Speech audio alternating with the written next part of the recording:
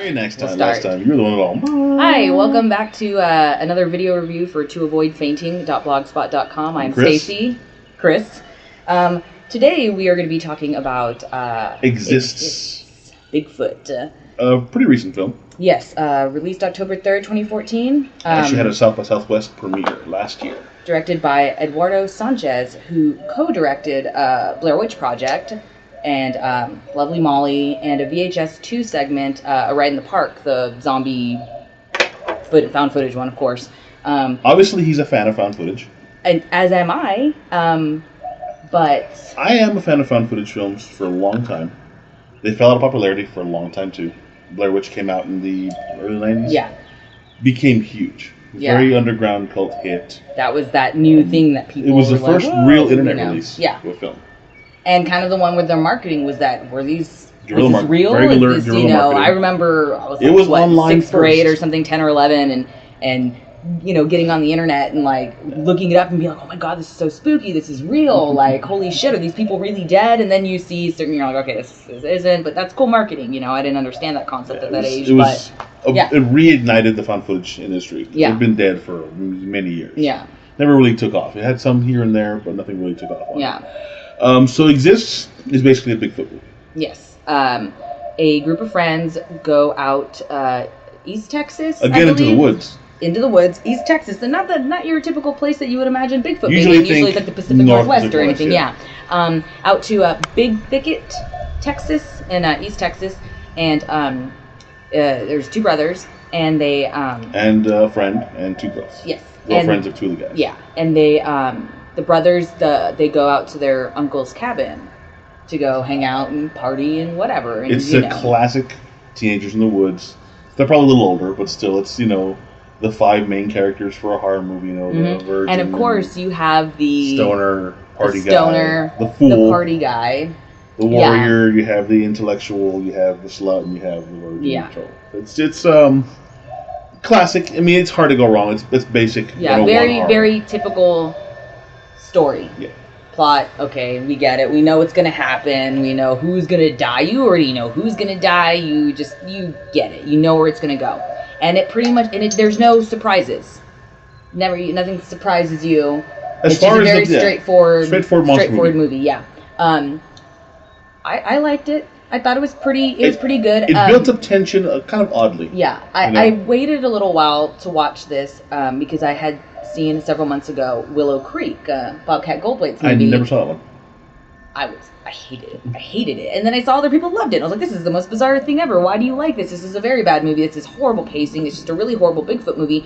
But this one came out right after Willow Creek did. So, all of a sudden we're like, great, are we going to see an influx of Bigfoot movies now, which we haven't yet, thankfully. I like Bigfoot movies. There's not many, if that's As a kid, I saw Boggy Creek and Return Boggy Creek a lot, which is the Bigfoot movie in the swamps, South Bigfoot as opposed to Pacific Northwest. So I just didn't like a lot. There's a lot of crappy ones. Yeah. But I like a good one. I love a monster movie anyway. Yeah, of course. They go right into it. Right away you start having. The first few minutes they have a run in with it. They don't realize that, of course, it's dark. Except for the stoner. The stoner, of course, a la like Cabin in the Woods, is the first person something right away. Picks up on shit and goes, I know what that is. That's got to be Bigfoot. Everyone's like, yeah, bullshit. You're a stoner. Like, this isn't fucking. You're crazy. And of course he's right. And then once it gets into it, and everybody believes him finally, and it's just basically a whole kind of getting away, trying to not die. It doesn't drag too much in the opening. You have a little tension built up, him looking for it, and right away you see evidence. Because they have 500 cameras with them. There was a little bit of a problem I had with the found footage. There's so many cameras and so many angles. It's a little. No one takes 30 cameras with them. Yeah, they had GoPros. Yeah. They had the handhelds, and big handheld. It was just full high def camera. It was a lot for hanging out. Shit. I doubt we would even think to take a video camera. I think they covered it a little bit with it because they're gonna put it on YouTube and they start doing stunts with their bikes and stuff. So kind of like the extreme.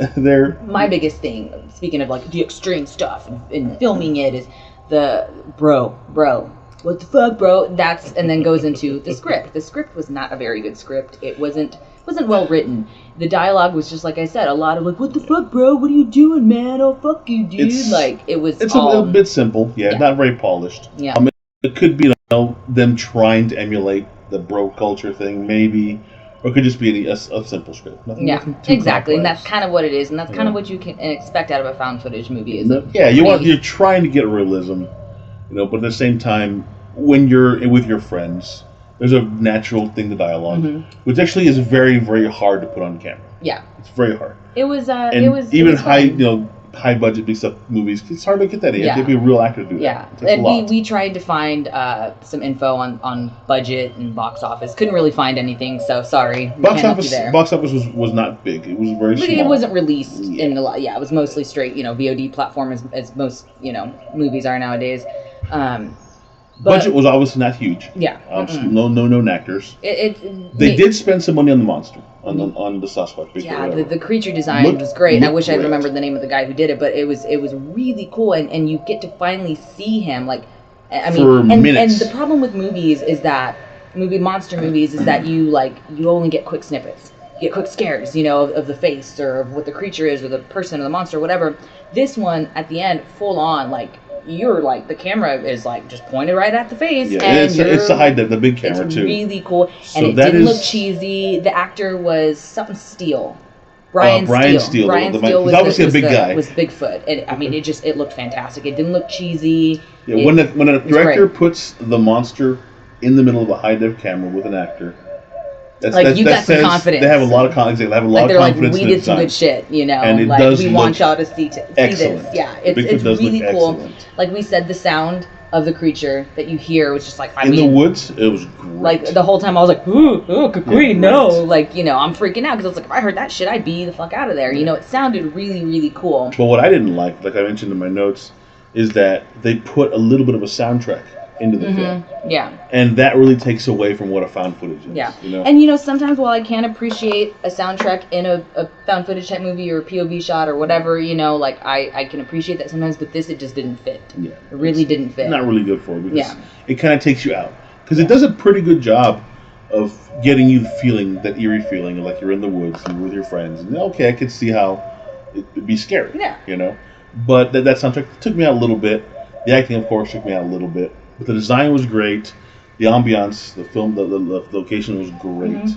Good lighting, surprisingly, for as dark as it is. Except for the parts where they're in the cabin and it's dark in there. It was a little annoying to me, and it might have just been the glare from outside on the TV, just made it look funky. But I really didn't like it. That was kind of one of my biggest complaints. I mean, other than the script and certain little things that I really didn't have too many complaints about it. I really was like, okay, this is a movie I'm not too disappointed in, Reactions from people were a little bit off too, but again, you're gonna find that in the horror. People are gonna be stupid in the horror movie, especially when you're dealing with a found footage movie. Yeah. More often than not, you're gonna have generally negative reviews on a found footage because people just love to hate found footage because it's found footage.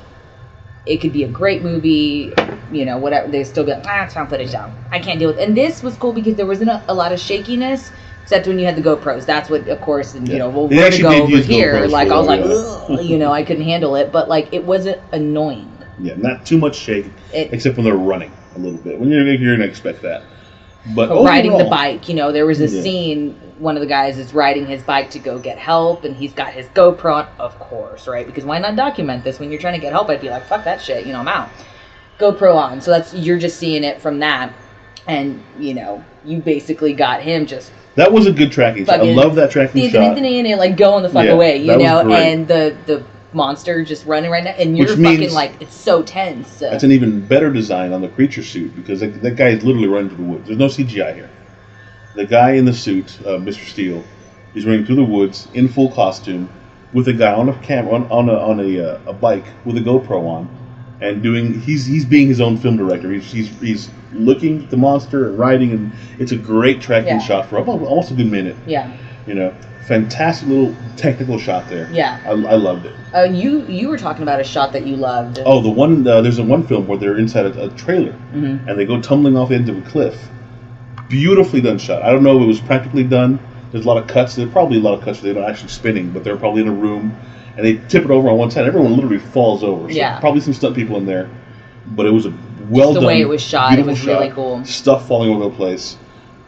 Did not look fake at all. Yeah. It looked great. Yeah. Obviously some work went into the film. Yeah. Some real craft as far as design And as far as special effects, real good craft without a big budget. And that's the thing we said earlier, but we said before, practical effects are always going to win. Yes, of course. Of course, they're a little bit more expensive. Yeah. But if you've got a simple story and you've got a relatively small budget, use that budget for the creature effects, for the practical effects. Use that. Don't put it all into stupid shit, getting big actors or getting, music or what, go for the fucking practical effects if you're going to make a creature feature. Yeah, definitely a creature feature. Yes. That's what we love about Spend that money. Tremors. Don't get practical effects. It could have been worse. We could have seen a horribly CGI'd Bigfoot, which would have been cheaper, but it's like, fuck no, and it was great to go from, Blair Witch when you didn't see anything scary. And that was the best, is the tension. There was no practical effects. But then you come to this, where there was not much tension and, oh my God, they just were like, no, we're going to fucking straight up show you this shit. You can definitely see how Eduardo Sanchez really, it's kind of an homage to his original Blair Witch, because there's a lot of build-up, but since it is a creature feature, unlike with Blair Witch, you really don't see much. There's a long build-up to that. You really don't see anything. At all. At all. And here, he's trying to get that build up, but still throwing in a little more audience reward with giving some sounds and showing the creature halfway through, and then a really big close at the end. It's kind of a big reward. I definitely don't think this movie, now that I've seen it, I don't think it got enough praise. I didn't hear. I mean, I heard both sides, negative and positive, but I also didn't hear enough about it. It's fairly new, October. You know what I mean?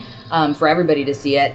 And I didn't really hear too much about it. And I guess maybe because it's still, you got to rent it. And some people are like, oh, I'd rather wait till Netflix. I'd rather wait till it's on Amazon Prime. I'd rather not pay. And I'm like, dude, $3.99 for a good movie? That's not, That's the thing. It's not a great movie. It's not a great movie. There's a lot of faults in it. It's fun and it's cool. Yeah, I enjoyed it. Yeah, me too. Out of 5? I'm probably going to give it a 3 out of 5. Okay. It was there was a lot of great technical aspects that I can really appreciate.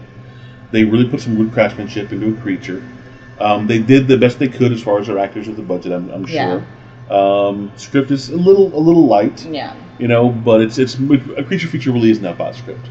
It's about building attention and getting a monster reward. Everybody just wants the payoff of the monster. Yeah. We don't care about you. We want this. And I think the payoff was great for the monster. Yeah. It was really well done. I agree. Really I loved it. We saw it and we're like, yep, this is awesome. This is cool as fuck. I would give it a 3.5 out of 5. Okay, that's a little bit more. Yeah, I actually, I told Chris earlier, I was like, I base my favorite towards a movie if I would buy it on Blu-ray or whatever. If I would own a physical copy of it, that's how I like it. And I would own a physical copy of this. I did not go into it expecting to come out with, I really didn't. I was just going to be like, okay, this is going to be, probably one of the, I was going in thinking like Willow Creek. I was going to dislike the movie.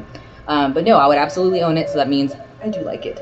I would recommend it to people. You said that you would definitely see it. I would show some. You wouldn't own it, but you would say, "Hey, man, check out this." I'd rent it. I might rent it again. I have some friends over. Yeah, let's check this out. Yeah, a fun movie, drink, hang out. So go watch it. You'll like it. Exists. Eduardo Sanchez, 2014. Look for it on video on demand, Amazon, everywhere you get it for the online services. And you'll get a physical copy here if you can find it. Yes. Well. Thanks for watching. Thank you. To avoidfainting.blogspot.com. Stacy. Chris. Twitter at WickedChris. Twitter.com. Twitter. WICKD. Chris. WICKD. No Chris, E. No E. And at the Stacy Beth. Thanks. Good day, guys.